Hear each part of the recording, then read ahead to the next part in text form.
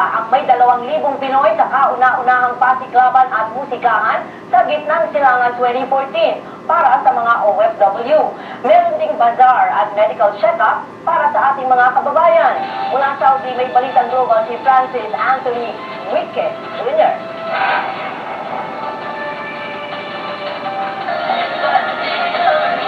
Private Twin, handog ng Houston Productions sa kauna-unahang pasiklaban at musikahan sa gitnang silangan para sa mga OFW. Walang fiesta ang kapaligiran at pinayo ng umigit kumulang 2,000 ang malaking pagtitipon. Nagtagigasan sa pagpilit ang kanilang mga kababayan sa West Star 2014 at nagtutugan ang 4 na banda sa musiklaban concert. Pagtitibay ang ating samahan sa pagdating naman ng panahon na kung kailan kailangan nating lumutas ng sama-sama ng mga suliranin o mga problema bilang mga mamamayang Pilipino sa isang malayong lugar.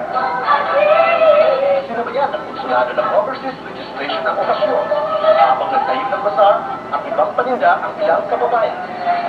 Sa medical mission ang serbisyo ng demand ng Philippine Nurses Association at Jeddah Chapter. We are here to provide medical mission to all our kababayans who are here, and we are looking out for those who want to be a member of this organization. Nanalong grand prize winner sa Quest for a Star 2014 si Jerry B. Sumalino na nag-uwi ng 5,000 Saudi Real cash, trophy at round-trip tickets sa Jeddah, Manila, Jeddah. First runner-up si Freddy Barba, second runner-up si Kathy Verdi, third runner-up si Joel Hilacio, at fourth runner-up si Glenn Rabi. Maraming salamat po sa lahat ng suporta sa akin sa The Filipino Stars of Jeddah at syempre sa aming presidente na si Junior Solito sa Dreamstar Productions. Rumamba ang siyam na model at 2 guardians na sinabayan sa gawin ng soul artist, bigyan ng pag-isa ng Dress Angels at ang bagong creations na gawin na likha ng international Pinoy designer na si Chris Gintrica III.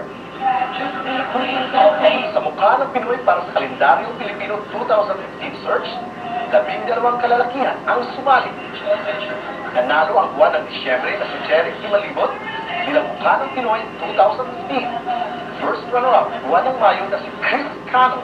At second runner-up, buwan ng Hunyo, Romeo Gamboa. Nagpapasalamat po kami sa suporta ng ating mga kababayan, sa mga sponsors, lalo-lalo na sa ating konsulado.